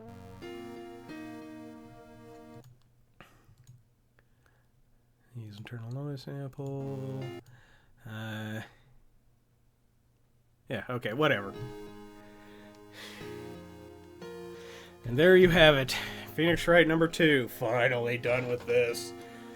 You really came through for me, Nick. I had to hide that letter, but I knew you'd find it. I feel like I've been living on the edge lately. I mean, I've escaped death 3 times now. Pretty cool, huh? I feel like a pro. Uh-huh. Design, art, Tetsuro Iwamoto. All that just to roll credits. Yeah, I know. I'm so happy that you could save Mystic Maya, Mr. Nick. And I'm so happy for the 2 of you. Speaking of, I think this hotel is a popular place for honeymooners, so I sort of made reservations for you 2, just in case. Oh, God. She thinks I'm gonna fuck my... Background graphics, Suichi Muramoto, Koichiro Yamamoto. Well, pal, looks like I'm back on the force again. Mr. Edgeworth had a long talk with the chief, and he got me reinstated for my sake. I heard he said things like, letting that one go is bad for all of society. I knew it. Crashing headlong at everything is the only way to live, pal.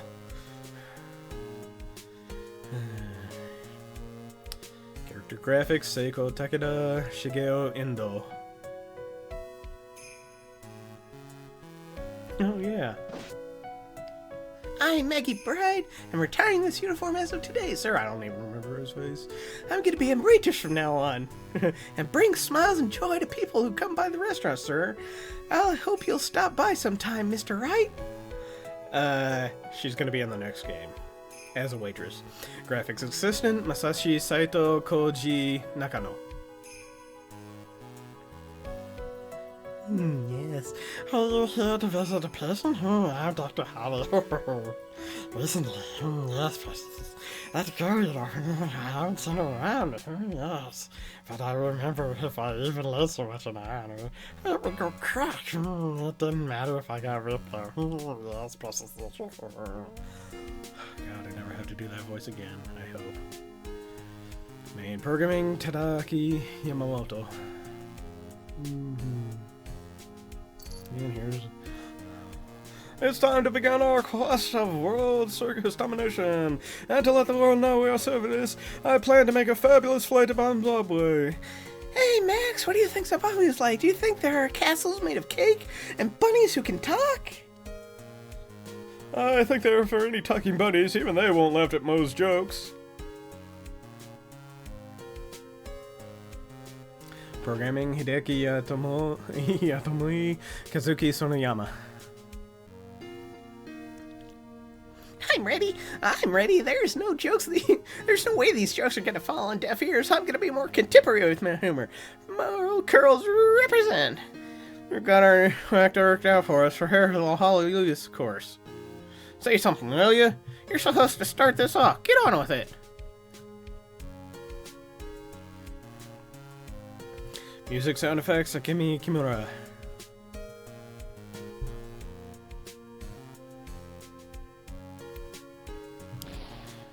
What's this? Drat, it's just an old ordinary electric razor stand. I can't believe this, really. How long do they plan on making me do this? Yeah, but it's Eddie Pooh's idea, so that means it's a deep hidden meaning. But why do I get the feeling they wouldn't forget about me, would they? Aha, it never was like this in the old days. Everyone thought the world of me. Hello, Mina28. Yeah, whatever. Sorry you are right at the end of the stream. Unless you only spoke up now. Special thanks, Katsumi Muranaga, Hiroyuki Kudo. Special thanks, Kumiko Suekane, Yukari Suabe. I appreciate everything you and Mr. Edgeworth did for me from the bottom of my heart. Oh, that's right, I received a letter from Miss Von Karma.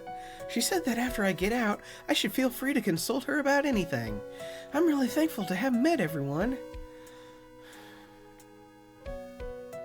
Producer Atsushi Naba. Yeah, you 4-hour-long stream and you just now showed up. Sorry. It's become difficult for me in this country as of late. As such, I will take a short leave of absence. If you would like to request my services, please be sure to visit my homepage. May we both be blessed with longevity.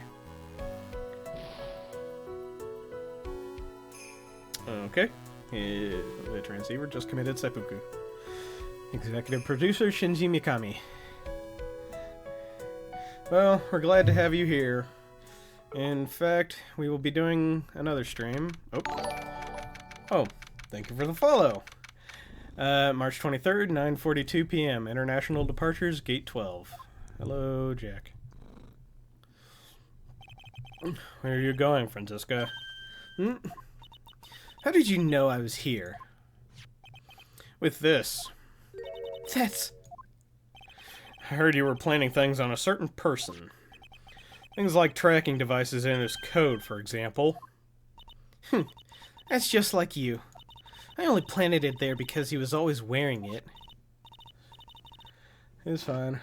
Yes, next time on Tuesday, and we'll get to that once we finish up this last bit. This filthy drab coat of his. I don't know how it ended up in my luggage, but it's going in the trash, I promise you that. Oh, that's right. Speaking of that man, he told me something very interesting. When I ran off with the things from De Killer's hideout, I was sure I took 4 things total, sir. 4 items? Seems he put the last one in his coat pocket. He put it in here? Doesn't matter anymore. The case is already over. What are you gonna do now? That's none of your business. We'll see you in the next game, don't worry. Are you running away? Shut up! You don't understand a thing. You can't possibly understand what it means to be Manfred von Karma's daughter. Francisca. So many expectations from everyone around me, exceptions I must fulfill. I'm expected to win no matter what, and failure, such a thing is not an option for me. My father was a genius, there's no doubt about that, but me, I'm no genius. I've always known that. But I had to be one. I had to. You may not be a genius like your father, but you're our prosecutor. You have been and always will be. No, I'm not. Not anymore. I've even thrown my whip away. Speaking of that, Wright gave me this to hold on to. Right? You knew something like this would happen, didn't you? I'm gonna say this again. We prosecutors do not fight for personal honor or pride. I hope you will think deeply about what you should be striking down with that whip. You haven't changed a bit. You've always left me alone and walked on ahead without me. Miles Edgeworth. I've always hated you. And then, finally, my chance to take my revenge on you arrived. If I could win against that man, if I could make Phoenix Wright bow down in defeat, then this girl you left behind would have risen higher than you. That was supposed to be my revenge. I see. You know, I can't do it. I can't change who I am. I can't throw away everything I've been until today. I believe you can, just like how Adrian Andrews did. Adrian Andrews? You were going to use her during the trial, right? But you were dependent on your father by using his tactics, isn't that right? Today, you chased after me, after I had left you behind all these years. And that's why we're standing here now, side by side. But I have no intention of stopping. Can't stop me now. If you say you're gonna quit your walk down the prosecutor's path, then this is where we part ways, Franziska von Karma. Oh, whoa. I'm Franziska von Karma. Don't think I'm gonna walk in your shadow forever. Our battle begins now, so you'd better prepare yourself, Miles Edgeworth.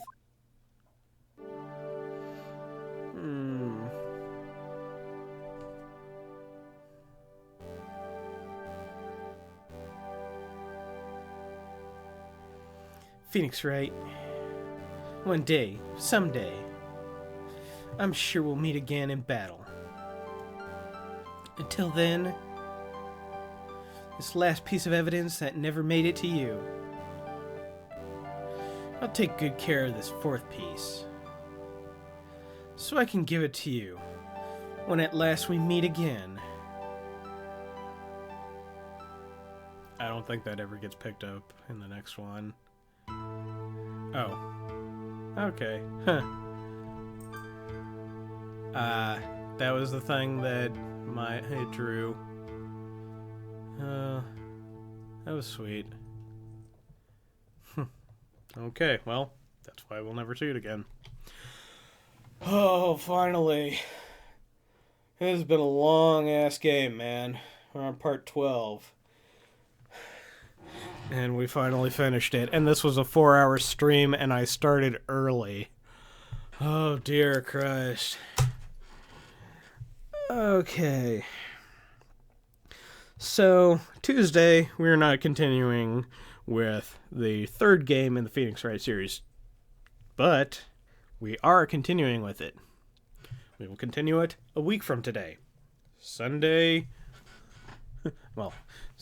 November 27th. At 7 p.m. That's -5 GMT. Anyway, it is 10:20 p.m. at my time, so you can adjust your schedules accordingly. Yeah, I've been waiting to finish so I can get a shower too. I genuinely didn't think it would take this long. But hey, you got your money's worth. But yes, next time we're going to be doing something special. I'm kind of do something where I can finally bust out this. We won't be having a stream on Thursday, however, because that's Thanksgiving, which is a holiday here. Yeah, Dibs, go ahead. Yeah, a holiday where we're at. It's called Thanksgiving, where we just kind of spend time eating turkey, pie, mashed potatoes, can have some puppy time, and my cat Snake.